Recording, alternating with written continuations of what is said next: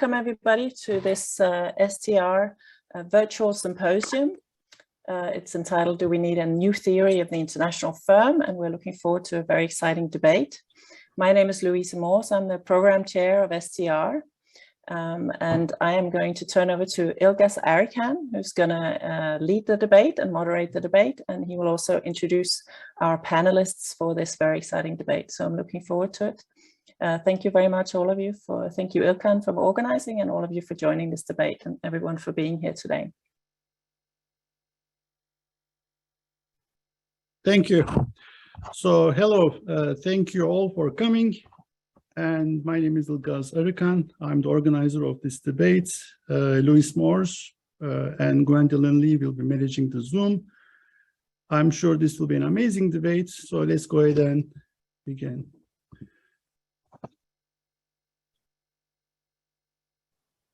Okay, our motivation is, given the nature of changes and challenges in political, social, economic contexts, ideologies, institutional dynamics, organizational forms, incentives, frictions, conflicts, and stakeholders, do we need a new theory of the firm?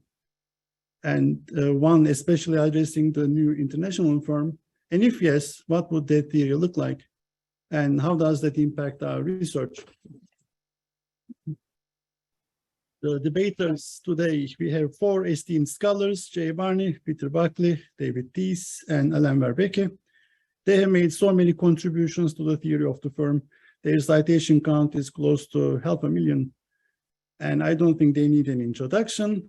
And next, I'll go into the debate format.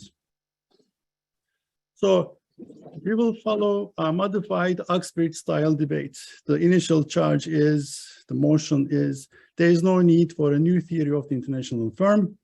Peter Buckley and Alain Verbeke will be arguing for the motion, and J. Barney and David Teece will argue against the motion. The first round, we'll have 4 rounds of debate: the positioning, crossfire, rebuttal, and the closing rounds. Each speaker will have 5, 4, 3, and 2 minutes respectively. Throughout the debate, the chat box will be active, and it will be monitored by Louise and Gwen and me as much as I can. At the end, we will have 20 minutes for questions from the audience. I would like to ask you to please keep your questions and comments short when the mic is on, so that we can accommodate as many people as possible. And I will start with a coin toss to determine which side goes first. This is the coin, and the for side is heads and against side is tails. Here we go.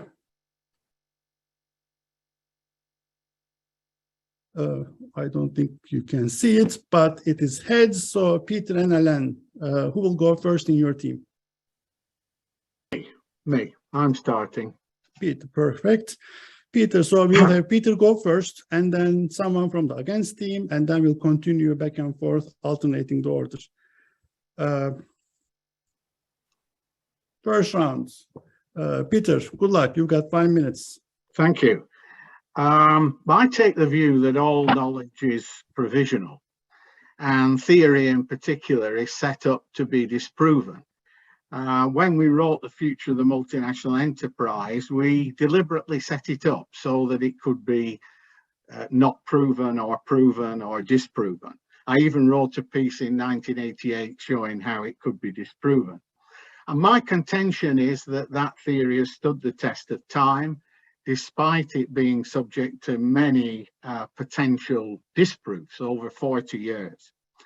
The theory was originally set up to explain the existence of the multinational enterprise and to predict the growth of the multinational enterprise. The multinational enterprises that then existed were Western, that's US, Japan, and European. They were largely manufacturing. They were largely vertically and horizontally integrated. They were largely manufacturing and privately owned. Many modern multinationals are none of these things. And one major test of the theory was the emergence of emerging market multinationals. Emerging market multinationals were none of the things that I've just listed. And we, in a paper in Gibbs in 2007, set out to try and explain Chinese multinationals using the theory. Chinese multinationals are largely state-owned, non-integrated, often non-manufacturing. And the theory survived that test. It was not disproven. It did extremely well. That paper got the Gibbs Decade Award. It's also survived the challenge of people saying it cannot be used to explain small multinationals, resource-based multinationals, and now digital multinationals. Digitization and platform multinationals provide some excellent tests for using comparative statics, what would have happened with them without digitization. But I would contend that these are best explained by changes in internalization decisions and location decisions. The theory is basically extremely simple. It can be explained in a couple of sentences. Firms grow by internalizing imperfect external markets up to the point at which the costs of further internalization are exceeded by external market use. And that least cost location applies to the activities of the firm. Two very general basic assumptions. Now, if you want to make that practical, you have to put restrictions on that. And so we have a number of special theories that emerge, the most celebrated of which is knowledge-based multinationals. Multinationals in knowledge-based markets, knowledge-intensive multinationals. That is not the general case, that's a special case. We can also have special cases related to extractive firms, to agricultural firms where quality control is important, and so on. In terms of the dynamics are explained by the changing balance of internal and external market use and by changes in location costs across the world, which change all the time. So this is extremely dynamic. Firms are changing all the time. And the growth of the firm is explained by the internalization of the outputs of research and development and its integration with other functions such as marketing and production, as judged optimal by managers. And I have a paper called Do Managers Behave the Way Theory Suggests, co-authored with Tim Deviney. And by and large, that works. So I would argue then that the dynamics are explained by internalization and location, by shifting input and output strategies, in other words, global value chains and foreign market servicing strategies. And we need to look at governance to explain the modern network multinational. Final thing to say is that this is a general theory of the firm. Uninational firms are those firms that have not internalized markets across national boundaries and where location dictates location at home. That's my 5 minutes, I think. Perfect. So Jay and David, who wants to go next?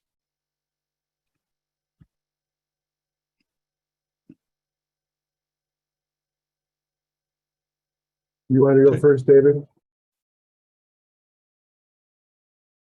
Ilgas, perhaps you can stop the screen sharing so we can see the speakers on the big screen. You want to go next, David? Or do you want me to go? You're muted. David, you're muted.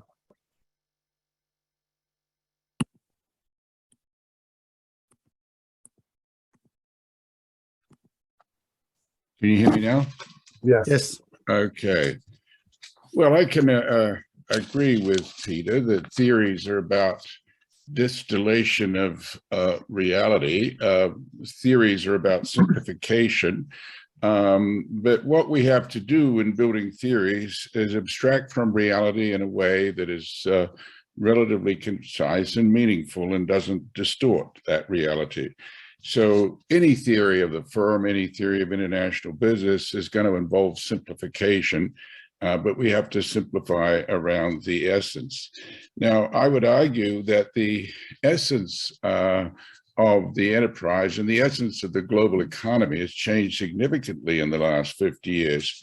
In particular, efficiency is much more efficiency, which was the driver of the way we looked at the world 50 years ago, and it's still a driver to some extent, but it's been replaced by innovation. So any theory of the firm and any theory of international business that we have, I believe, needs to, in fact, reflect the fact that innovation is now central. Now, the other thing that's different about the global economy is that the nature of its governance has changed. George Shultz, before he passed away, the former Secretary of State, noted that we created a secure global economic commons, which is now coming apart. We being the United States and the Western world in the post-World War II era. So that system of governance that we once familiar with, which relied importantly on the rule of law, is going away. And in fact, just 2 days ago, Vladimir Putin in St. Petersburg noticed that new powerful centers have formed on the planet. We're talking about revolutionary changes in the entire system of international relationships. So the global economy is changing, and it's changing in ways that I think require us to change our theories.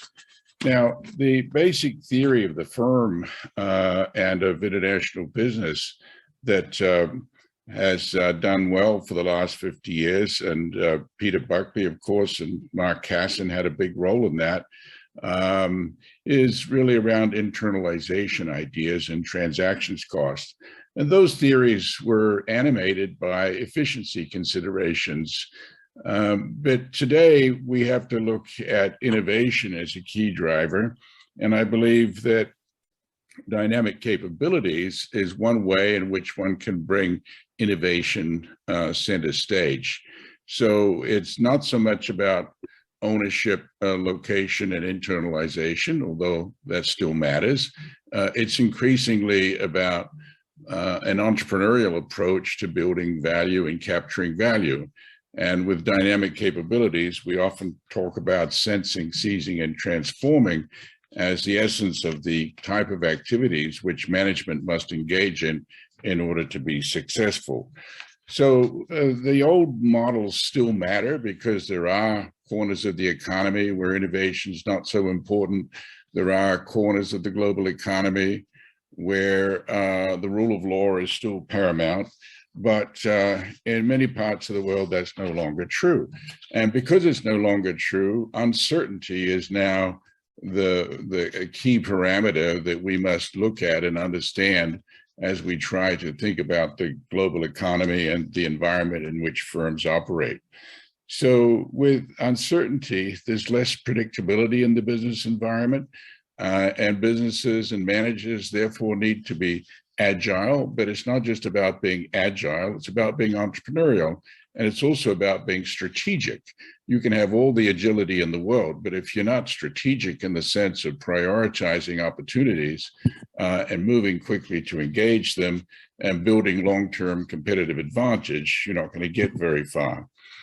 So let's also take some other concepts from international business. Let's take the concept of firm-specific advantages and country-specific advantages. These, of course, are still relevant concepts, but Peter mentioned China.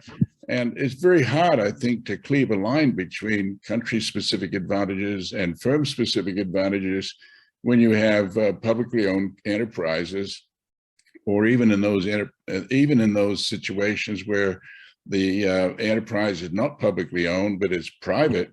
If it's really tethered quite closely to the purposes of the state, then we have a very different situation. And China, of course, is now a very large player in the global economy, so we can no longer sweep that away and say, well, that's just a minor exception. It no longer is. So we need a holistic approach. We need a framework that can integrate all these disparate ideas. And I'm not sure that the approaches of the past really do that very well. But I do think, and I offer dynamic capabilities as a framework, not so much a theory, but a framework by which you can take into account ordinary capabilities, the efficiency criteria that has animated a lot of the theories of the firm in the past. But it also allows you to look hard and to understand the role of entrepreneurship, of entrepreneurial management, and of innovation. So I'll just leave it there and suggest that there is always the need to revise theories when the business environment changes and when the very nature of the firm changes. Remember Ronald Coase's initial paper on the nature of the firm was very clear that the way you start thinking about firms is to look at their nature and distill from it. And I do believe firms have changed, the business environment has changed, particularly on a global basis. The rule of law, sadly, in my view, is now in the back seat. It's the future is about the rule of rulers and very strong autocracies that are setting a different set of parameters within which firms have to operate. And that means the descriptive theory of the firm must change, as well as the normative principles we derive from it. Perfect. Thank you. Alain, you got 5 minutes. Yes, thank you, Ilgas, for organizing this panel and for inviting me. It's a pleasure to exchange a few thoughts on the rapidly evolving nature of the internationally operating firm and on the implications thereof for international business strategy and for theorizing on that strategy. Let me perhaps start by making two simple points. I think first, most strategy is now, in a real sense, international business strategy. And the COVID crisis has certainly highlighted how many inputs and outputs come from distant places, even for firms that are supposedly local or domestic. Bizarrely, almost nobody uses the term international business strategy, not strategy scholars and not mainstream international business or management scholars. Now, why does this matter to theory? Well, if you accept that all strategy is international business strategy, it becomes important to understand the most complex organizational form in this setting, and that is the evolving multinational enterprise.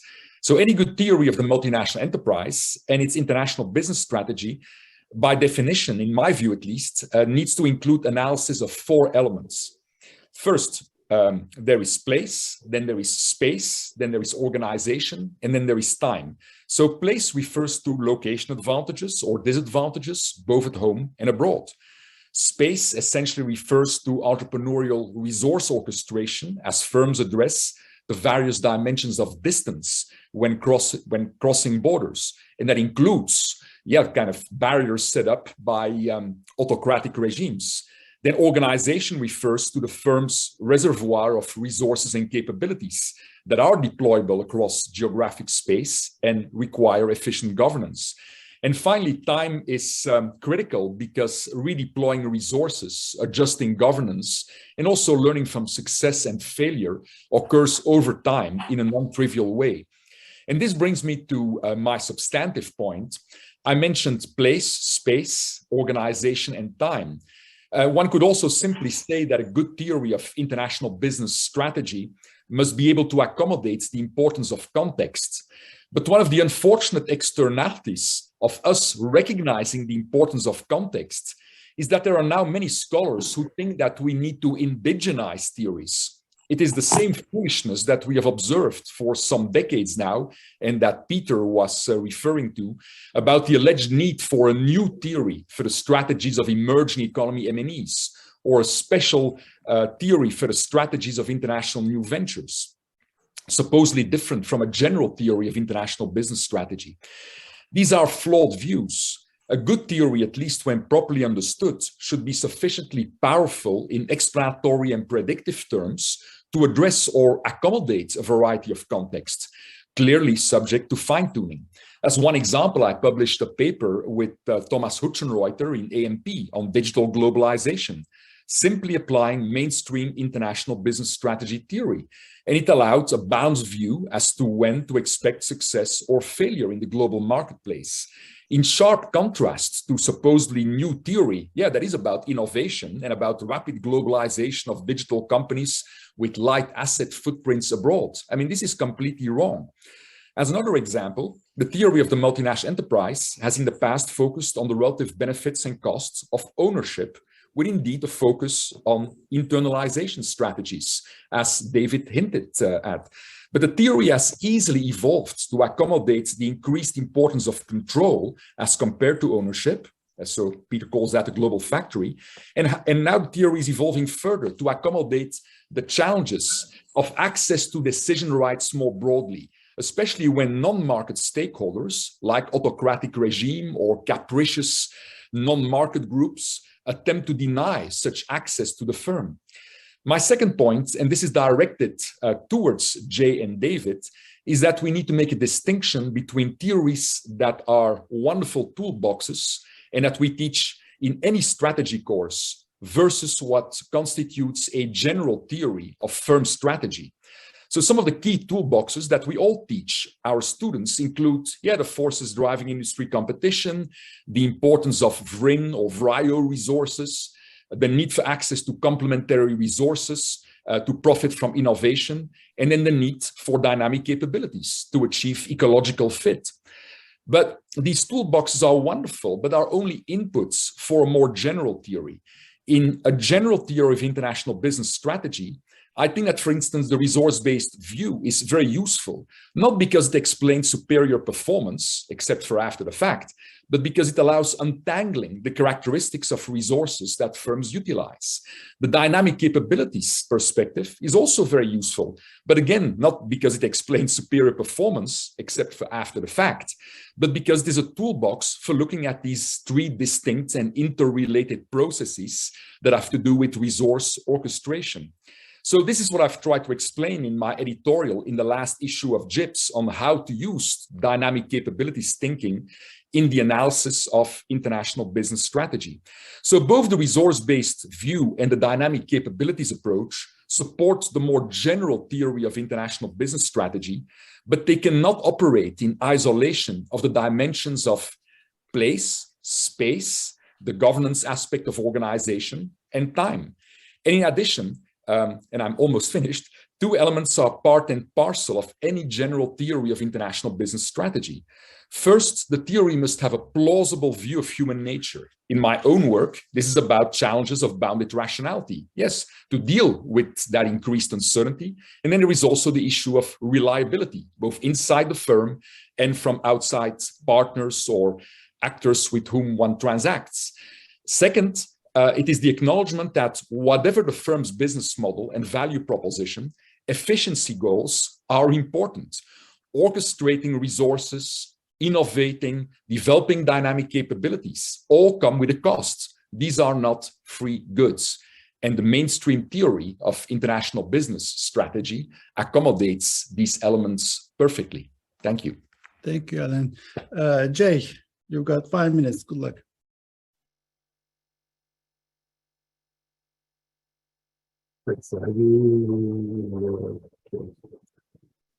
Well, thanks, guys. Thanks to everyone who's been involved. I certainly appreciate that. Can you hear me okay? I certainly appreciate the work that has been done in this area on international theory of firm. And I also appreciate the summaries that Peter has given us on that theory. I would make the following observations that start with the observation that he really emphasizes the importance of internalization. In fact, the theory of internalization is the central feature of the currently dominant theories of the firm. There are lots of ways of characterizing those different theories, but one way is that there are three of them: transaction cost economics, incomplete contract theory, and agency theory. The way these theories are developed is they each hypothesize or identify a particular problem, a particular exchange problem that exists in the economy, and then try to show how a firm solves that particular problem. For example, transaction cost economics says the problem is the threat of opportunism caused by transaction-specific investment, and then argues that that problem is solved through hierarchical governance and managerial fiat. Incomplete contract theory, the second to the three. The problem is that some decision rights are not contractable ex ante, And so this problem is solved in that theory by assigning residual rights of control to the party to exchange that has the most to gain from that exchange. And the agency theory, the third theory of the firm that's dominating the conversation these days. The problem is that sometimes managers act in ways that are inconsistent with the interests of shareholders, and this problem is solved in a theory through the set of monitoring and bonding mechanisms that constitute what we call corporate governance.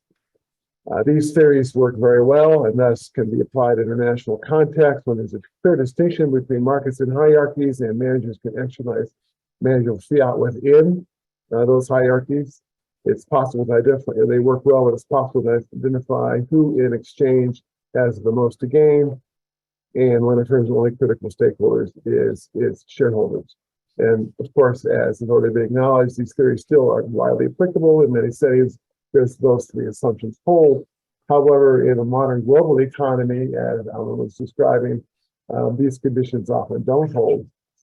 So for example, more and more, there's not a clear distinction between markets and hierarchies as alternative governance mechanisms in the face of networked organizations, ecosystems that create economic value, and platforms as sources of economic value. For many years, Professor Williamson argued strongly that so-called intermediate forms of governance were temporary disequilibrium phenomena. This is clearly not the case in 2022. And so the distinction between markets and hierarchies seems to be breaking down. Management of fiat in the modern global economy is deeply limited by practice and by law and does not fully resolve the problem of opportunism. Certainly employees still are reluctant sometimes to engage in firm-specific investments because of the threat of opportunism, even though they are formally inside the boundaries of the firm. Include contract theory, again, very powerful set of ideas, but in a world of global competition, it's often very difficult to know who in an exchange has the most to gain from that exchange, and thus very difficult to know who should have residual rights of control. Moreover, in rapidly changing technology regimes and environments, who has the most to gain from an exchange can change dramatically. Finally, with regard to agency theory's approach to internalization, agency theory is based strongly on the notion of shareholder supremacy.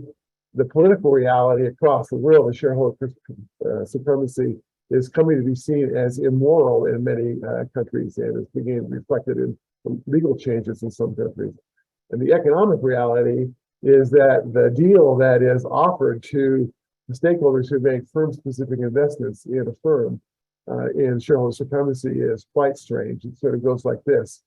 I want you, stakeholder, to make highly specific investments in this company. I want your loyalty, your dedication, your hard work, your creativity, your team production. From all those activities, we will generate high levels of profitability, which I will then give to my shareholders. Well, no reasonable stakeholder is likely to engage in these things. So while these theories have been very powerful and very interesting as theories of internalization, upon which I think the international theories of the firm, theories of the international firm are built, I am increasingly convinced that these fundamental theories of internalization are bumping into the reality of ecosystems, platforms, global competition, uncertainty with regard who the most valuable sources of value in an exchange are, and of course the no longer broad acceptance of shareholder supremacy as the path forward. Thank you. Perfect. Second round, Crossfire. Peter, let's continue with you. 4 minutes. Thank you. I thought that was really interesting. I'd just like to make two points. The first one is that internalization theory and the modern theory of the multinational firm allows you to look at the global economy as a system. And I think David was absolutely right when the problem or the beauty of international business is that it is a multi-level thing. We're not just talking about the level of the firm, we're talking about the level of the global economy, and as Jay said, within the firm as well. So we've got all these different levels to take account of. And I think it's very interesting that almost immediately David went to the level above the firm. He went to the global system. And this is a wonderful way of looking at it. I mean, we cannot just, all the comments we've had so far suggest that you cannot just look at the firm. You've got to look at the firm in its context, and you've got to look at the firm as part of a system, and that is a global system. And David alluded very strongly to the idea of the fracture in the global system, that firms cannot assume that the global system is a single unified system. I agree entirely with that. It's going to make a lot of difference to the way firms build their strategy. It's going to make and how would I analyze that? I would look at what difference that makes to internalization, what difference that makes to location, because they have to change location because of this fracture. And I would look at the nature and number of firms and where they're located, the global system. And in a sense, that is part of the beauty of the theory of the international firm, that it is not just a theory of the firm, it places it within context. The point about that both speakers, all speakers have made about the multinational firm is it's changing. Alain talked about my approach to the global factory, which looks at mixed modes. It looks at not just ownership and externalization, it looks at mixed modes and have this concept of orchestrating these different elements across the global economy. So I think the point is that if you have theoretical principles, yes, they have to be adapted as the real world changes. But my argument is that those principles still hold good. The points that were made were excellent. I mean, they were all very difficult to, they were all solid, reasonable points. But I don't think that they show that you have to throw away the current theory of the firm and replace it with something completely different. It needs to be modified. It has been modified. It will continue to be modified under the challenges. And I think the shareholder versus stakeholder thing is really important. And perhaps I'll come back to that later because problem of time's up. Perfect. David. Yes. Well, I think there's a lot of agreement, but at the same time, I think the audience is likely to be confused. If everything's relevant, then nothing's relevant. Let me suggest a useful way for thinking about what we're talking about. And I refer you to the Nobel address of Elinor Ostrom. She made a distinction between frameworks, theories, and models. And what Peter just said is relevant at the level of frameworks. And we need an organizing framework to pull all of this clutter of models and theories together in some kind of coherent way. And I'm putting forward dynamic capabilities as such an organizing framework. And at the same time, I think OLI, John Dunning's OLI, is really a framework. It's not so much a theory. Underneath frameworks, you have theories, and that's where the resource-based view fits in. Transactions cost economics, internalizations fits in under theories. And then you have models, which fit in underneath that. And profiting from innovation, for instance, is a predictive model of when the pioneer is going to win in the market and when they're going to lose. So I think it's really important to keep this tripartite system in mind. Sometimes we're talking about theories, sometimes we're talking about frameworks, sometimes we're talking about models, but we need to be clear what we're talking about because they are somewhat nested inside of each other, or at least they can be nested. And the skill of the good scholar and the good theorist is to figure out how this patchwork fits in. Some of it doesn't fit in anymore, and we should discard it. Those bits that fit in and that can continue to inform what we see and help our understanding, we keep those in focus. So I think there's actually a high degree of convergence here in what we're saying, but that convergence will be lost in confusion unless we're careful and unless we keep in mind whether we're talking about theories, models, or frameworks. Thank you. Alain.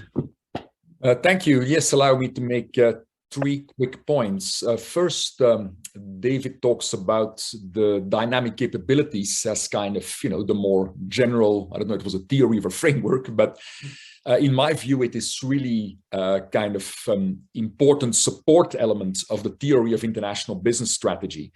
So even when taking David's own example about how, an autocratic regime prevents firms with supposedly dynamic capabilities from entering the markets, and there's all these evil things. That means that dynamic capabilities are neither dynamic nor are they capabilities in that particular market. So what does the firm need to do? Well, the firm needs to change its strategy. And internalization theory, of course, has accommodated this from the outset, right? So what is the entry mode? What is the location? And what is the governance structure that you will use? So I think that, again, the dynamic capabilities approach is very useful, but everything that David has said supports me in my thinking that it's indeed a useful toolbox within this more general approach to look at international business strategy. Then Jay mentions these mainstream theories, which we all know. There is Williamsonian TCE, contract theory, there is agency theory, and then of course there is the theory that most scholars nowadays in business schools seem to use, which is institutional theory. And I think that actually the modern theory of the multinational firm accommodates all these particular elements, right? Because institutions are relevant because they affect location advantages and disadvantages. Agency theory and the Williamsonian perspective are also interesting because they deal with reliability issues. Primarily of actors inside the firm, but of course reliability issues also exist outside of the company and outside of the market transactions at the micro level, but problems of reliability also exists at the macro level. As David says, these are the rule of rulers regimes. But even if you're not in a rule of rulers regime, I mean, if you are Huawei, yes, you understand that now you have lost your decision rights. You have subsidiaries in a variety of countries, and they can now not participate in the market because the non-market stakeholders are saying that you're a danger to national security. And then my third and last point relates to what Jay said about platforms and ecosystems. We had a debate about this in GIPS. And I think Jean-François and Arne made the very important point that platforms and ecosystems are ultimately always controlled by a lead firm or by a number of firms. So this idea that this is something that operates within markets and hierarchies is actually completely wrong. Even a joint venture is basically a firm, and sure, it has shareholders from at least 2 other companies, but it is a firm. Strategic alliances are also dominated by the partners that are firms. And so my main point here is that all these other theories have units of analysis that are not the firm. And I think that that is a big mistake related to all these theories. In business, we should always start from the entrepreneur who has set up a firm. And so that ultimately then culminates in that most complex form or that most sophisticated form, the multinational enterprise. And I think we have to start from there. I think that any other theory is almost by definition flawed because it doesn't start from the correct unit of analysis. Thank you. Thanks. Jay, 4 minutes. Thank you. If we start with the idea that our current theories of internalization may not work well in the new global competitive context that we all have been describing, and then it becomes important for us to think about, well, what would be an alternative, or at least a complementary theory of internalization in this context. As a person whose roots are much more in strategy than international business, it strikes me that one of the things most interesting about our current theories is that none of them imagine that one of the primary reasons that firms exist is to create and appropriate economic value. All the other theories talking about preserving economic value that already exists rather than actually creating that economic value. It speaks to the entrepreneurial comments that Alan was just making. So when I think about what a new theory of internalization that might work in this new global context might look like, I think a theory where value creation occurs amongst both co-specialized economic agents who are voluntarily engaging in team production. Some of those agents may be firms, some of those agents may be individuals. We can talk about that later on. In this world, identifying firm boundaries is per se is less important according to this theory, because firm boundaries are deeply permeable and changing constantly. Value creation occurs under conditions of night uncertainty, something David has written about. The advantage of having this, there's a trade-off between having the advantages of having a clear allocation of business rights against the advantages of being flexible and being able to change who those business rights have to be allocated. And then finally, these economic actors that sort of get involved in this nexus of relationships that generate economic value. The important parties in that nexus are not just shareholders and managers, but in fact include any stakeholder that is part of the profit generating process associated with being a firm. And so that's what I look towards when I sort of think about what this broader, this slightly different theory of the internalization of exchanges would look like in an international context. One quick comment. I have a sense that this emphasis on the current theory of the international business firm, the multinational business firm, as a toolbox is interesting, because there's the box in which you keep the tools, and then there are the tools.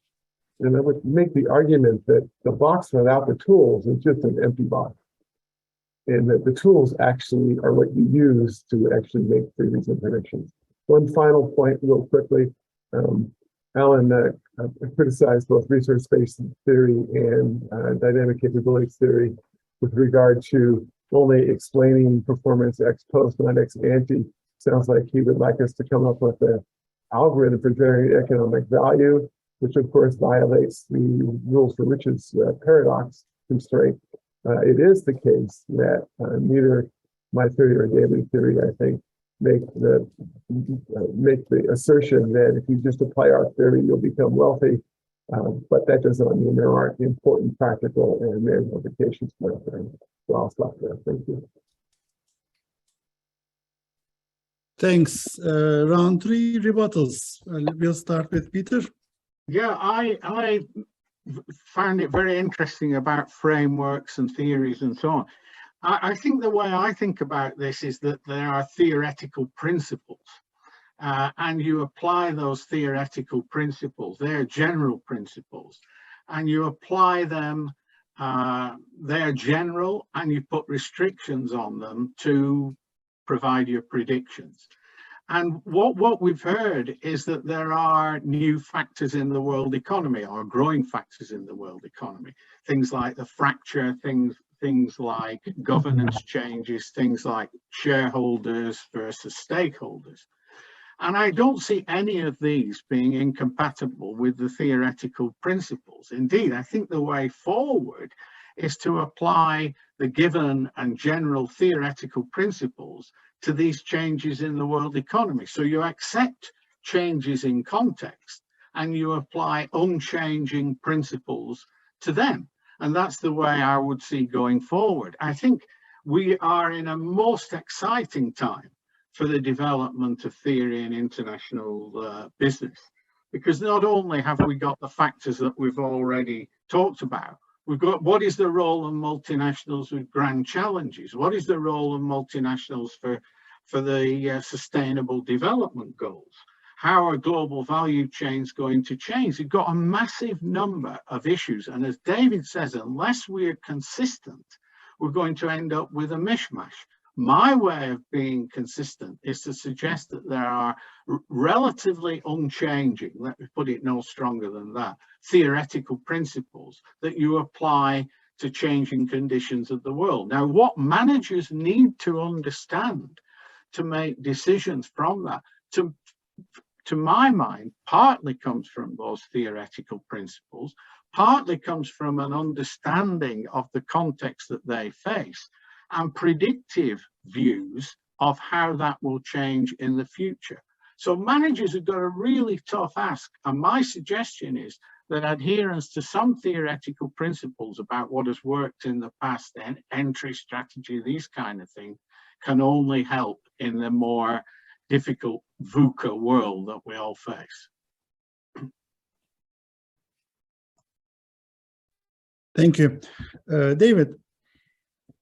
Yes, these are all very good points. And I think we have to recognize that not only has context changed, but also the social sciences have changed, and in particular, economics has changed or is changing, in part because of work done in the field of strategic management.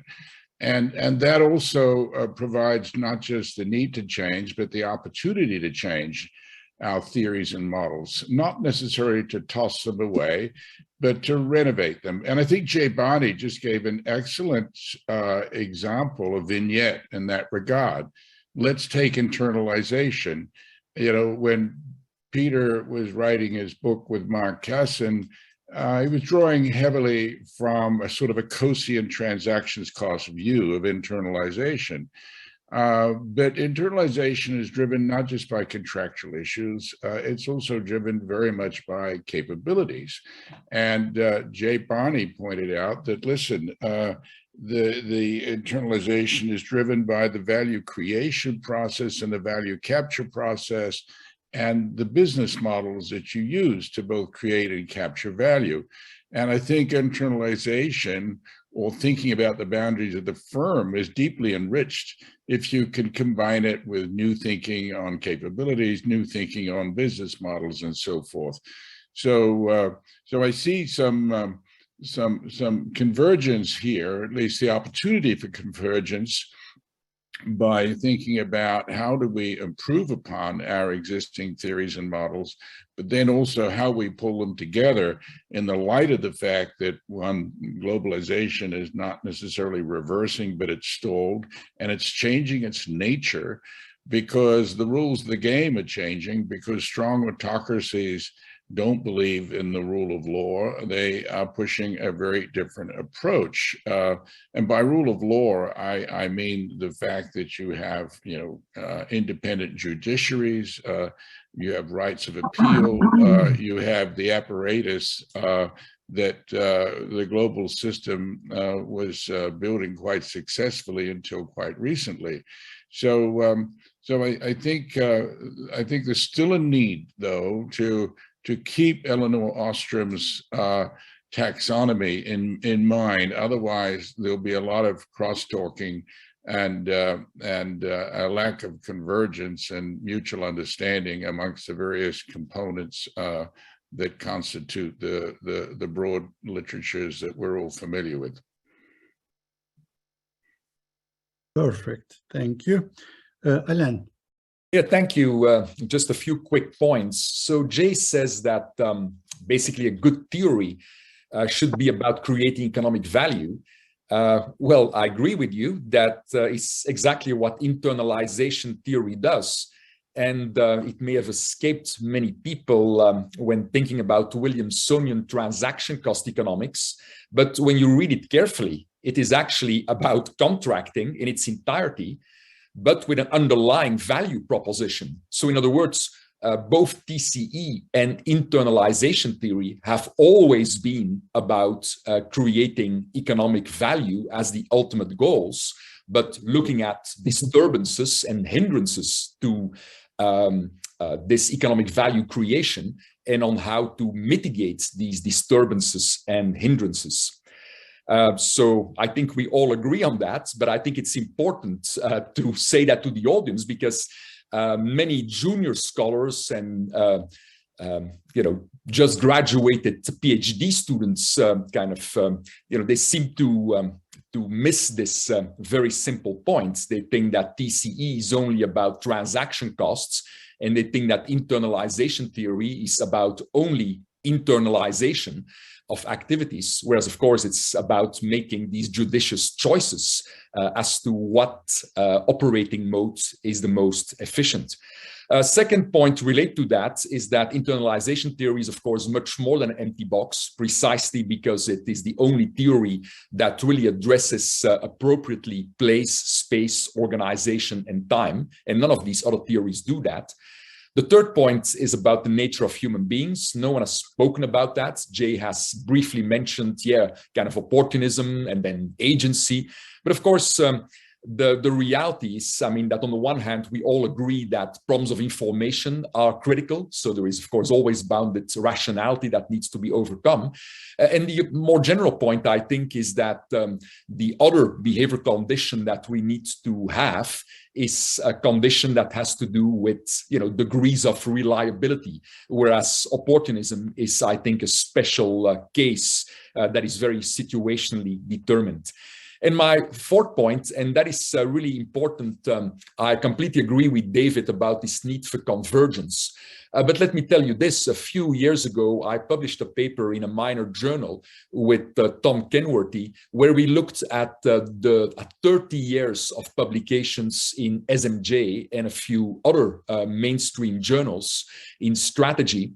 And we came to the conclusion that 194 theories, yes, you heard that right, 194 theories had been deployed in these journals.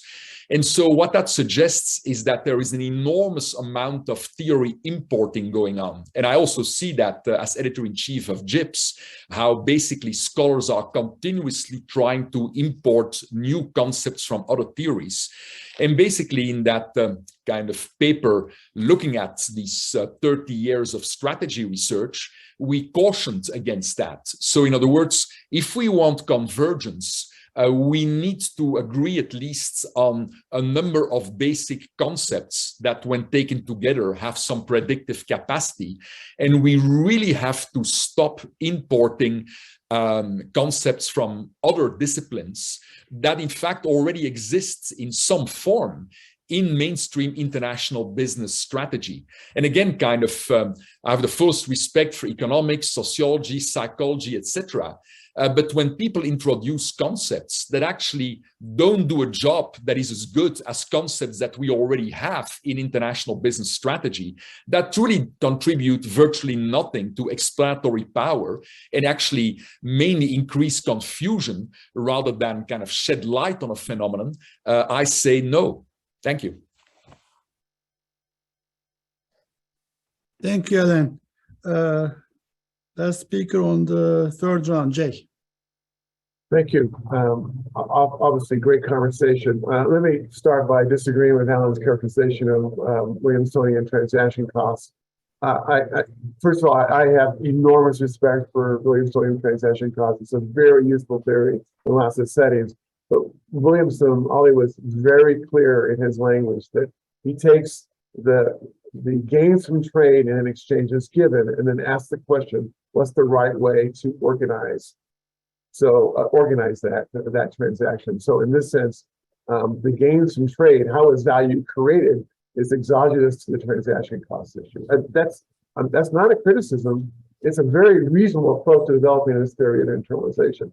But it's very difficult. It's possible to stretch and bend transaction costs to try to include traditional transaction costs, to try to include value creation and capture. But it takes some theoretical flexibility, let's put that, conceptual flexibility. I want to go back to Peter's comments about the need for what are our underlying assumptions in the world of the global enterprise, and I think that those assumptions have been implicitly, at least four, that seem to me to be facing difficulty right now. First is that we had this notion that all we had to do, all firms had to worry about was finding the lowest cost, highest quality, place to operate globally, and that would be sufficient. Well, what we've seen is the politics of that decision-making algorithm are quite problematic. We know that globalization displaces workers, and this displacement is actually very difficult to fix with retraining, the go-to solution to all these things. And this has huge implications for the things that David was talking about the commons breaking down. I mean, the rise of populist movements in the United States, the UK, and elsewhere is generally populated by people who are economically disenfranchised, because our theories assumed that all for them do is be efficient in allocating those things. It turns out that our global supply chains are much more fragile than the theory seemed to sort of allow. We see this starting with the tsunami, and pandemic, and of course trade sanctions, and of course the war in Ukraine just makes that point even more dramatically. A third assumption has been that the task of the firm is maximizing returns to its shareholders / stakeholders, depending on your perspective. And what David has pointed out, and I think rightly so, is that that simple idea that has dominated the theory of the international firm for decades doesn't hold as much any longer. And this is not just a Chinese effect, where clearly the interests of the firm and the interests of the government are deeply intertwined. But if we've learned anything from the West's response to Russia's invasion of Ukraine, is that firm strategies globally are now deeply connected with the foreign policy of countries. And so that we need to bring the state back into our theories more completely. And then finally, much of the hope in international business has always been that international trade and economic engagement will reduce the probability or the chance for international conflict. And sadly, tragically, we have found that that's not true. Perfect. Thank you. Last round, 2 minutes each. We'll start with Peter again. Thank you. There is no question that international business faces a massive number of challenges. It always has done, and it continues to do, and these are great. These are huge.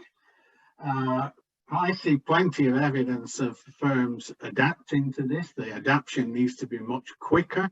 The role of the left behind, if I could call it that, as I've written about this, globalization is now itself a challenged concept. Lots of people feel they have lost out for it, and multinational firms are going to have to adapt to that, just as they're going to have to adapt to the challenge. I remain unconvinced that I've been told that there's anything here that the current theory of the international firm cannot deal with. I think I'm not sure what it's meant to have, where it's failed to explain things in terms of real world challenges. Yes, there are huge changes in the firm. There always have been. If you go back 40 years, things have changed dramatically. But I'm not sure that the theory has really let us down in terms of being able to predict or cope with these issues. And an alternative theory, let's remember, would have to do better. Thank you. David? Yes, well, let me just dwell for a moment on the remark that Alain Verbeke made, which is that in a recent survey, he found 194 different theories of international business in the firm. Look, we're all being very nice to each other here and saying everything is still relevant. I think we have to put some filters up because there's a lot of literature that, quite frankly, is rubbish. And I think it's time for journal editors to be a little bit more discriminating, and for scholars to stop sort of generating new theories, but think a little bit about how existing theories work together. For instance, I'm writing a book on dynamic capabilities and related paradigms because I realize there's a lot of similarities between the frameworks that I've developed and what Charles O'Reilly and others have developed on agility, and the work on the lean startup by Eric Ries and others. all of these theories bear a lot more in common. As scholars, we tend to be pointing out the differences and not really searching hard enough to find those common threads that tie things together. So as we go forward, and this is both directed at scholars, but also particularly at journal editors, I think you have to ask the following questions. Are these theories and these papers primarily about efficiency, or are they primarily about innovation? Are they about efficiency and stable rule of law systems with no deep uncertainty, or is it about innovation where governance is fraying at the edges and where there's deep uncertainty? I think we should favor frameworks that pay attention to deep uncertainty, that pay attention to innovation, that pay attention to the increasing power of states, not the declining power of states. You know, it's if you go back to Raymond Vernon's Sovereignty at Bay, which was sort of a part of the organizing framework behind international business, because the power of the multinational firm, or the importance of the multinational firm, seemed to be rising, and the power of the and importance of the nation state declining. What we see now is exactly the reverse. Sovereignty, it's not at bay. The international firm is very much at bay, and the efficiency calculus is very much at bay. So let's start being a little bit more self-critical and let the journal editors do their business by imposing some filters to weed out the rubbish. We don't need 194 theories. Maybe we need, 15 to 20 theories, and we need scholars that can judiciously select amongst these approaches, preserve, as Peter Buckley and Alain Verbeke pointed out, the elements of prior frameworks that are relevant, but also latch on to the new theories and the new approaches when they have significant purchase and when they look like they're a better distillation of the new reality. Beautiful, thank you. And Alain, 2 minutes. Thank you. I agree with all people on the panel that we do need to focus on analysis of emerging organizational forms and on the strategies adopted by the companies running these new forms. But we always do need to remember that everything has a cost. Resiliency has a cost, strategic flexibility has a cost, deploying multiple business models has a cost, investing in an international ecosystem populated by non-employees has a cost. Addressing grand challenges can potentially be extraordinarily costly, as the large energy firms are experiencing today. Dealing with the state, of course, is sometimes extraordinarily expensive. So, and globalization, we always talk about the global economic system, but the globalization is extraordinarily costly, which, of course, is demonstrated by the fact that we still have very few, if any, real global firms. So I think that the challenge for us as a research community is to avoid conceptual frameworks that ultimately have no predictive capacity, because we ignore the costs of some strategy choices that we view as desirable. I think that faulty prescription serves really no purpose, except perhaps to publish an article in a referee journal. And on the issue of concepts that are attractive on the surface, David calls this rubbish, and I agree. The late Oliver Williamson noted that the world of commerce is reorganized in favor of the cynics and against the innocents when social scientists like ourselves start using opaque language that is not descriptively accurate because only, as in his words, the innocents are taken in. So I think that many very smart people, including my colleagues on this panel and some of the attendees of this session, whose work I know well, have developed powerful concepts for strategy in general and for international business strategy in particular over the past decades. And I think that we should not dismiss this too easily when looking at emerging organizational forms and then the strategies associated with those. I should mention that there will be 2 editorials in JIPS in the last issues of 2022, one with Jean-François Hennard on the enduring value of Williamson's theoretical work for international business strategy, including value creation, and then another one with Grazia Santangelo with practical guidelines, especially directed towards junior authors who want to publish credible work extending theory. As one last point, I'm co-organizing the 2023 SMS conference in Toronto next year. And the main conference theme is the need to integrate mainstream thinking about strategy, governance, and resource allocation. And I do hope that all my colleagues on this panel will be present. And I would like to invite them to start thinking about how their respective theories can help address some of the grand strategy challenges of tomorrow. Thank you. Thanks. Finally, Jay.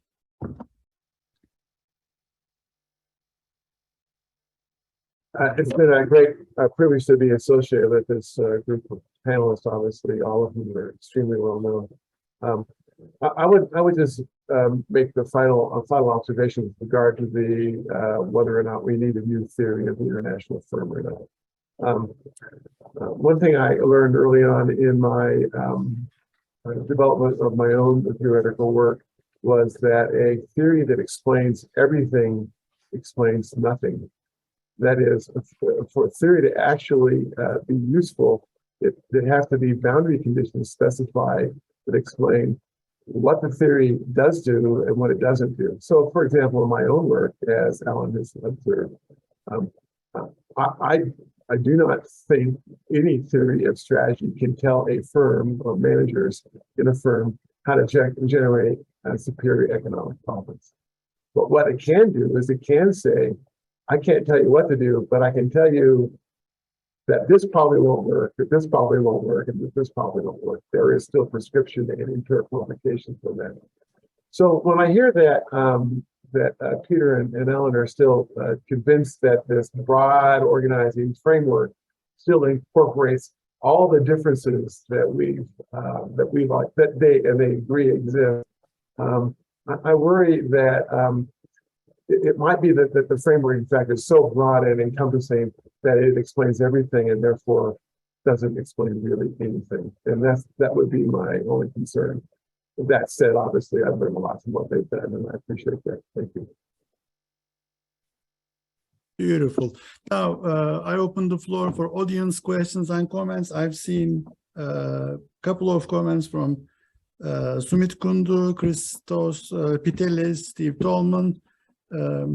And if you like, we can go ahead and start with comments from the audience.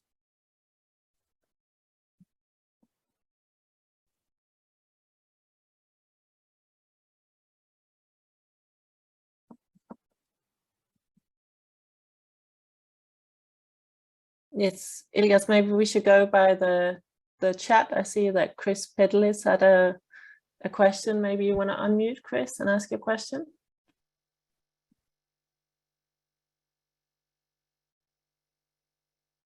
Well, the first question is not a question, really. It's basically just a clarification. I mean, by efficiency, we either have static, allocative, or productive efficiency, and we have intertemporal efficiency. And intertemporal efficiency is basically always believed to be the main determinant of intertemporal efficiency to be innovation. So all I'm suggesting here to David, which I'm sure he will not disagree, is that basically when he refers to the distinction between efficiency versus innovation, this is what he really means is static efficiency versus intertemporal efficiency through innovation. And I take it the answer will be yes, but I thought I should just clarify, potentially because I'm a bit pedantic, that's all. David, say yes. Yes, although I do think that when you're talking about innovation, we should perhaps use the word efficacy, because efficiency brings out a lot of sort of static notions that are hard to escape from. So I absolutely agree conceptually with what you're saying. It's about, in some sense, efficiency over time. But if it's over time, and if it's innovation, it is not necessarily about using things more parsimoniously, but about creating completely new certain forms of organization, new products, new services. So I agree, but at the same time suggests that we ought to use different language rather than efficiency, because innovation is not about efficiency. Innovation and efficiency in the short term are usually at war with each other. Thank you, David. Should I ask my question to Peter or we move to somebody else? Please go ahead and ask. No, Okay. I take your point. I mean, I take the point that I think one of the long running criticisms of internalization theory is that it's static. But I think that's very hard to bear when you look at the role of R&D in the explanation and investment in R&D and the returns from R&D and the risk from R&D. So maybe you could argue that is an extension, or maybe you could argue that, as you said, the notion of efficiency has to be broadened. But that is an area that perhaps the points have not been as well made as perhaps they should be. If I may just add one point to this. So efficiency is indeed a tricky notion. And I think there is more at play than just the issue of intertemporal efficiency. You know, I've struggled for the past 30 years, I think, with coming to grips with this idea of legitimacy from institutional theory. And my view in the past, which I now realize was wrong, was that when a manager gets up in the morning, or the owner of a company, that person is not thinking, how can I become more legitimate? The person gets up in the morning and thinks, how am I going to create value? How am I going to innovate? How am I going to make a profit?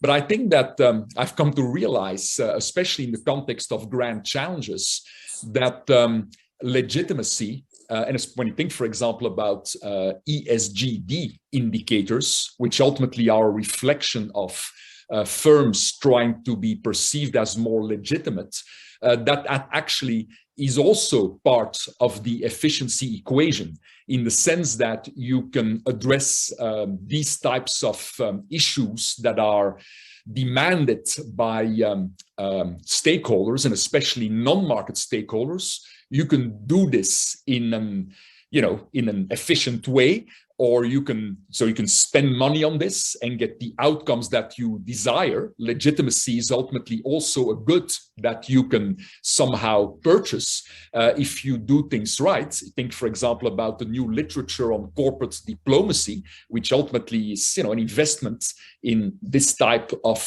behavior that then hopefully will lead to some outcomes in terms of value creation. So I think that we have to extend the concept of efficiency as management and business scholars, not as economists, but as management and business scholars, to realize that there are a number of rights, if you want, or goods that are withheld by important, powerful stakeholders, and that we can actually will pay a price as firms to actually get access to these goods or to these rights, so that actually we can fold these types of issues into the efficiency equation. Thank you.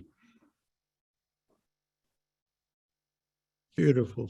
I see a question from Fiona Moore.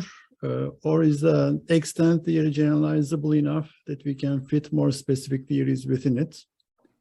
Anyone want to address this one? What was the question again? Fiona Moore says, extent theory generalizable. Is extent theory generalizable enough, or can we fit more specific theories within it? Sorry, within what? I didn't quite hear. Within it. Fiona, Fiona, you can also unmute and ask the question. To clarify, within the debate, it seemed to me that there were multiple levels that it was an arguable proposition that the existing theory is large enough that one can fit more. It was something that occurred to me during the discussion on developing markets, you know, like developing markets maybe not part of the equation when the theory was developed, and yet, you know, can the theory be expanded to deal with developing markets? So do we need to throw out the theory, or is it just that we need to regard it as something that is general and yet can be you know, with specific parts added, can be adapted to specific circumstances? Yes, Sorry, David, you go ahead. Yeah, let me just say that I think the introduction of notions of capabilities and you know, a number of scholars thinking hard about, like Connie Helfat, thinking hard about capability augmentation and learning and growth. These are ideas that are now well developed, not well developed, but at least very present in the strategy literature. And I think this is an example of how they can be worked into, for instance, an internalization framework. So I think, yes, when the theories were developed initially, it was about a world of manufacturing and rule of law, but I think there's enough new conceptual development that that we can improve upon those frameworks. But at the same time, we have to recognize that context matters, and that there need to be boundary conditions, and I think many folks have got that well in mind. Yeah, I think I raised this, Fiona. I think the way I put it was that because they were so different, they were actually a test of the generality of the theory. David's making a slightly different point, that some of the basic assumptions might need to be challenged, and that's a matter for examination. It strikes me, it's a great question, Fiona. It strikes me that we may or may not, depending on your perspective, obviously, be in the midst of sort of the stages of early paradigm shift. I was thinking back to the ideas of Qt. And of course, the Qt's idea is that we have an established paradigm and that it works very, very well and everyone's comfortable with it. And then you start seeing it's fraying on the edges. And so what happens is we adjust the paradigm, we shift it, we stretch it, we broaden it, and we do so. And then at some point, the shifting and the evolution of the paradigm comes to the point that it's time to develop a new paradigm. So all that we've been talking about, all the changes in the nature of the global economy and how value is created and captured, all those conversations are really about is the current paradigm so malleable that we can include all those things? And is it, in fact, therefore too malleable because there aren't any constraints in the theory? Or is it time to actually start thinking about alternative theories of internalization and how they might have an impact on the theory of the international firm? That's what this debate is about. Are we in is the paradigm secure, or is it in the process of being required to be changed? Beautiful. If I may, you guys, I'd like to offer a comment more than a question. And so I'm very thankful to the panelists, great scholars in our field, and to discuss this. When do we need a new theory, especially of international firms? So I'd like to take a problem-solving perspective and ask when we need new theory, right? I see two situations where we do need a new theory, maybe a new way of thinking. The first one is when we look for an answer to a novel question. And so when new and useful concepts or mechanisms are needed in this case. And the second situation is when we look for a better answer to existing question. So in this case, for example, when the accuracy of existing predictions needs to be improved. And so the four scholars have talked about something old and something new in this regard with respect to the international, the multinational enterprises and international business in general. And so I'd like to ask what assumptions and mechanisms of a theory face challenges to such an extent that we need to think about new theories. And I'm glad that they, David J.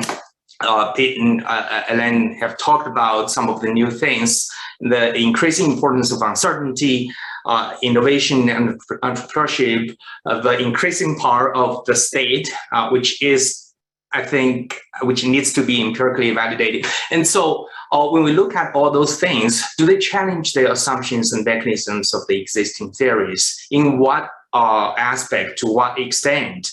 So it's just some thoughts. Thank you. And very reasonable thoughts.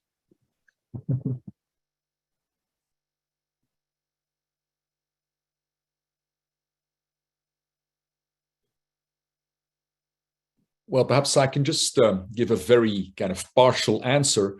But I think that when we look at new empirical phenomena, and you think about the last 30 years, about the rise of open innovation, and then also this somewhat elusive concept of the broader ecosystem that is created around the platform, I think that of course these concepts did not exist, these phenomena did not exist the way we observe them now. But I think that it is important to still look at what prevailing theory suggests. And prevailing theory, of course, suggests that when you talk about open innovation and ecosystem, you talk about knowledge, you talk about an intermediate output that needs to be protected. So you need to talk about safeguards. And when you look actually at some good literature on how ecosystems are managed, you realize that actually in most cases there is a lead firm. There is a lead firm that has particular decision rules, that has protocols in place. Very often these are upheld not with employees or through formal contracting, but through informal contracts. But at the same time, we also see that the lead firm is the powerful actor that can also decide to exclude some of these ecosystem or open innovation participants from the process. So the point being that we have these new phenomena, which especially international business are becoming more and more prevailing. But then at the same time, we realize that the old concepts of, hey, we have to safeguard knowledge and then how we do that, that is in fact an old question. Also, the tools there to safeguard may be newer tools that did not exist 30 years ago, but ultimately the reflex that managers have and the reflex that we should have as scholars in terms of what matters there, that remains the same. So I think that the problem that I see again with many manuscripts being submitted to JIPS is that especially junior scholars just pay some lip service to some past theory. It's almost like, yeah, we have to get through this in the literature review, and then we move on to these new concepts. So we say that these old things are imperfect, do not answer the questions of today, and then we move on. But what I often see is that actually this is done too quickly. So old ideas, supposedly old ideas, are dismissed too rapidly. And that is a pity, because that then leads to this, this creation of all these new user-friendly and elegant concepts, but that ultimately are very imprecise and ultimately don't contribute much intellectual value. Thank you. I'd like to go a bit further than Alain and suggest that one of the places we should look is at past theories. I mean, David made a very good point about Vernon's approach. I mean, when we're looking at the power of multinationals, what about Heimer's approach? I mean, there are lots of really excellent concepts and theories that we talked about the fracture in the world economy. What about the globalization that was ruined by the First World War? What about all the people who were saying trade will prevent a war because we're all so interrelated, a point Jay made? And these things have been said before. And I think one of the things we really have to do is encourage people to look at historical writing on multinationals and the history of the theories in multinationals, because there's a lot of great value there that's often missed. Okay, perfect. There are 4 comments or questions. Can you hear me? We got a lawnmower right outside. Can you still hear me okay? Sorry.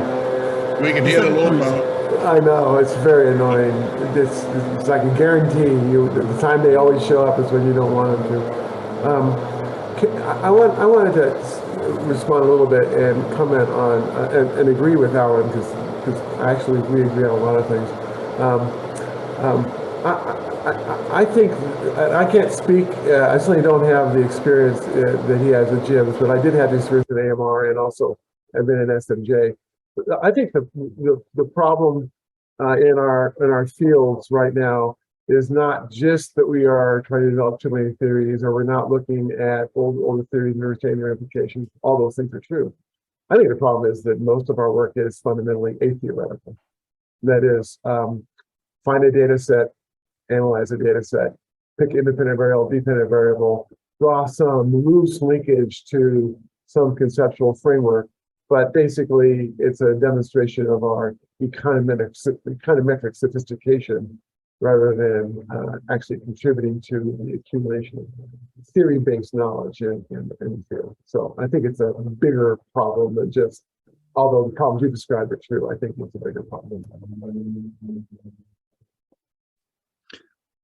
I would like to ask first Steve Tolman. He has a comment and a question. Then Faisal Altalhi and Michael Libeline and Ursula Ott, in that order, please. Steve Tolman. Okay. I will say that what I wrote was kind of a comment in the chat section. So let me see if I can figure out how to express it in terms of a question. What I suggested, and this I think picks up on what most of you all had to say, is that the reference seems to go back to the OLI model, although I know Peter's argued that there's some redundancies in that. But my suggestion was basically said, maybe one of the issues is not that the inherent theoretical structure is wrong, but that because it was stated when it was stated, that it becomes very narrow. Ownership and location, which meant in that time country, and internalization, which at that time meant markets versus hierarchies. And so I suggested that maybe we should be looking at something along the lines of capabilities, or access to capabilities, context instead of just place, but the bigger picture of context, and organization or organizational control for internalization. So essentially the structure of the theory that says, you know, what makes us unique, where are we doing these things, and how are we organizing stays in place, but we stated in a more generalized fashion than what was kind of available back in the 1970s. So I'll pose that as a suggestion and ask if anyone has any thoughts about that. Well, I'm glad to hear that it's too narrow, because it's been accused of being too wide and all things to all people. So it's quite nice if you criticize from both points of view. But I agree, basically, when it was developed, location meant nation, and now with GPS and everything, we can be far more specific. But that is an example, I think, of how the world has changed and techniques have changed, but basic principles haven't. Yes, and let me come back to this tripartite scheme from Eleanor Ostrom of frameworks, theories, and models. I think OLI is a framework, and frameworks you would expect to be more general, that they don't need to change as much, and they don't necessarily need to be predictive. A model or a theory needs to be predictive, A model needs to be predictive, but a framework doesn't. A framework is something that helps organize your thinking, tells you what's important, what's not. As we careen around all of these different ideas, and let's be a bit more disciplined about what is a framework and what's a good framework, what's a theory and what's a good theory and what's a model. I mean, models can always exist and they are tools, things you can pull out when you see the need for them. And if they're not necessary, they're going to sit on the shelf until maybe circumstances change. But circumstances have changed in a very big way. And this, we mentioned Heimer. We should also mention Charlie Kindleberger. And Charlie Kindleberger made early contributions to the theory of the multinational enterprise, but he was an economic historian. And I'll pick up on Peter Buckley, I think, who remarked that, look, we should be paying more attention to history. And Kindleberger used the term climateric. Whenever historians use this phrase, that when things really change in a significant way, you've got to rethink what's relevant. And Jay used the term paradigm shift. The world is in a big paradigm shift right now. There's just absolutely no question about it. And we've got to take that into account. It's also, I think, the state of theory has developed, and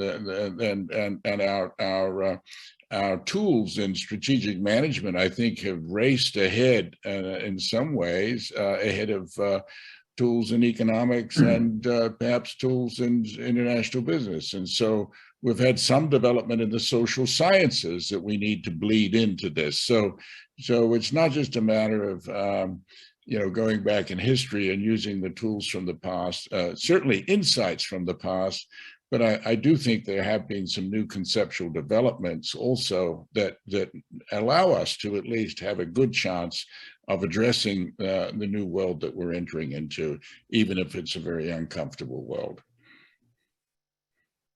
Thank you. Faisal, you had your hand up? Yeah. Thank you, Dr. Elgas, for organizing this, and thank you for all the panelists. My question is regarding to the stakeholders. We saw, like in recent years, a lot of involvement from different type of stakeholders. We're talking about, government, institution, and sometimes employees in different countries. So my question, how these type of different stakeholders influence the international firms, especially in terms of affecting their performance, efficiency, and also like their decision? Are they affecting, are they critically influence the international firm that we should count them in the theory, in the new international theory, or they are just like kind of context? We should address them like that. Thank you. Yeah, thank you. If I may perhaps have a first go at this, I think it's a very important question. And I think it is very clear that from also what some of the colleagues have said here, that non-market capabilities are becoming increasingly important. And so I think that when we think about the growth, expansion of the international firms, also we look at phenomena like divestment, for example, I think we have to think carefully about non-market capabilities and try to measure these just like we measure the normal capabilities to be used in market transactions. So this is becoming increasingly important. So that's number one. Number two, I think that in the past, when we were thinking about distance, we had, and the problems, of course, posed by distance, we had relatively, rudimentary data at our disposal. But since the CAGE framework of Pankaj Jemawat, and I think that was a paper from, I may be wrong, 1991, I guess, I may be wrong, perhaps 2001, but anyway. So since Jemawat's distance framework, where he basically really unbundles distance, I think that we have become much better in terms of thinking about, number one, can we endogenize some of these elements of distance? For example, if you're an American firm and you think about exporting to Taiwan, well, perhaps you should have international diversity on your top management team, on your board. Perhaps you should have people from Taiwan in those capacities. So to some extent, distance can be endogenized. And on the other hand, of course, precisely by looking at these various components of distance and the complexities associated with these, I think we now have a much richer perspective on this. As compared to 20 or 30 years ago. We've had many papers in JIPS, including some editorials on how, what distance metrics are the best to use in our research in particular circumstances. I think that is also important that actually how distance will affect particular firms in particular industries will be very situational. So in other words, we can't just use a broad index like a Hofstede or Globe index and then just hope that, yeah, so this will explain something. We have to think very carefully about every component of distance and why we think that in this particular circumstance, that component of distance is going to have an impact on a particular location choice or a particular type of expansion decision. So I think that your question is kind of an excellent one, and I do think that the existing theory allows to accommodate this, but we have to be creative, especially as I mentioned in terms of these non-market capabilities and then these distance components. Thank you. If I could add to that, in terms of some recent paper I've got in Global Strategy Journal, I've used a borrowing from political science. It was suggested we should borrow from other social sciences. And this is the governance triangle. And this looks at the firm as being bounded by markets, by governments, and by civil society. And I think civil society is possibly the set of influences that we have underestimated. So I think, that would not be a theory. I think that will be a framework, but I think it's one well worth looking at for the type of question you just asked. It's originally from political science. Abbott and Snidal are the authors. Can I make the observation about stakeholders in particular? My own experience suggests that international business firms have been engaging stakeholders besides shareholders for decades, and we know that because, for example, they've been treating some employees as residual claimants by paying them part of their compensation in the form of equity or options on equity on firm, which makes them treats them like residual claimants. Same with some suppliers, some customers, etc. The only people that have not really embraced the idea that there are multiple stakeholders relevant in making business decisions are some of our finance colleagues who still find it convenient to assume that the only residual claimant is a shareholder because that makes it possible for them to, frankly, to estimate the present value of because they need a discount rate and it's less than calculated discount rate. So I think that said, I am not talking about the stakeholder approach that is perhaps exemplified in the recent statement now a couple of years ago by members of Business Roundtable that said they're no longer going to try to maximize shareholder returns, but they're going to try to address the interests of all their stakeholders. That's an absolutely meaningless statement. Because the only way, I mean, really, without content, that's probably almost entirely political, but set that aside. The only way that a firm could address the interests of all of its stakeholders is if the interests of those stakeholders happen to be highly correlated or at least fit with each other. And that seems extremely unlikely. That sort of Pollyanna kind of, can't we all just get along model of stakeholders just seems really, really silly to be frank. So the first task is you really start thinking much carefully, more systematically about including stakeholders is to ask which stakeholders do you want to treat as residual claimants, that is stakeholders who are part of the profit generating process, and which stakeholders you want to treat as fixed claimants, people who don't have that claim on a source profit. That doesn't solve all the problems, but that's got to be the first step as we take a more serious look at stakeholder ideas and apply to international context.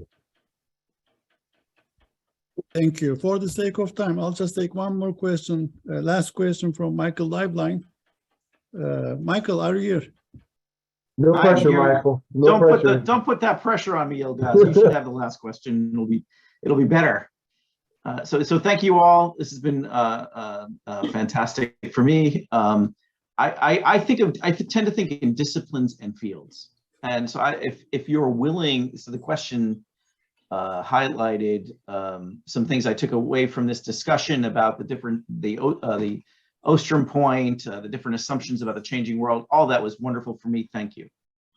The question I would ask, because I think about disciplines and fields, is does the group see it to have a perspective on the distinction between strategic management as a field and international strategy or international business as a field?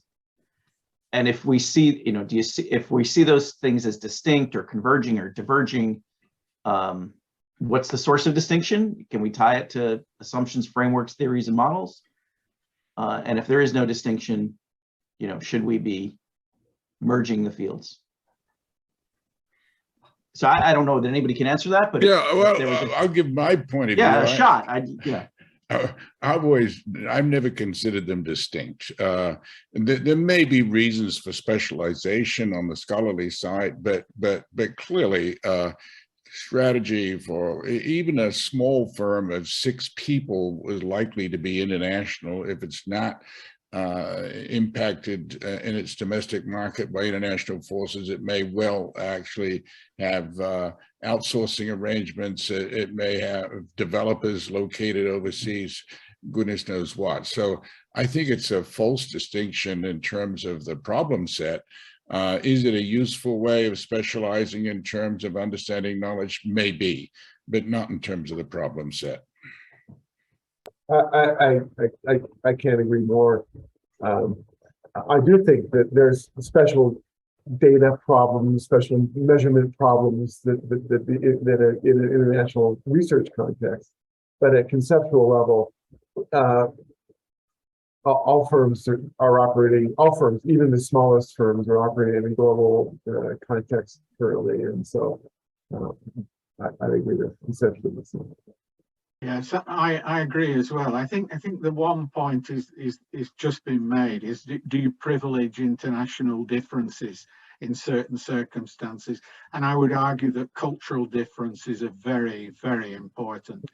And I'm sure strategy people pay attention to those, but it's been a particular contribution of international business people to look at cultural differences. And so there may be a case for some specialization, but definitely the points that have been made, it's a holistic approach, really.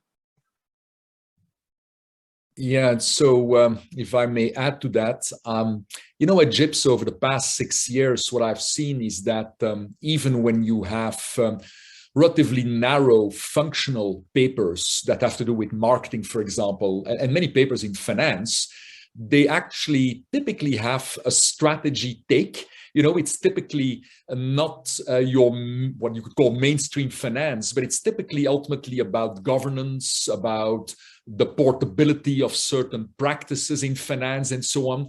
So I certainly see in the journal, I certainly see that there is a move towards, in fact, most papers having directly or indirectly a very strong strategy angle and input from the strategic management field.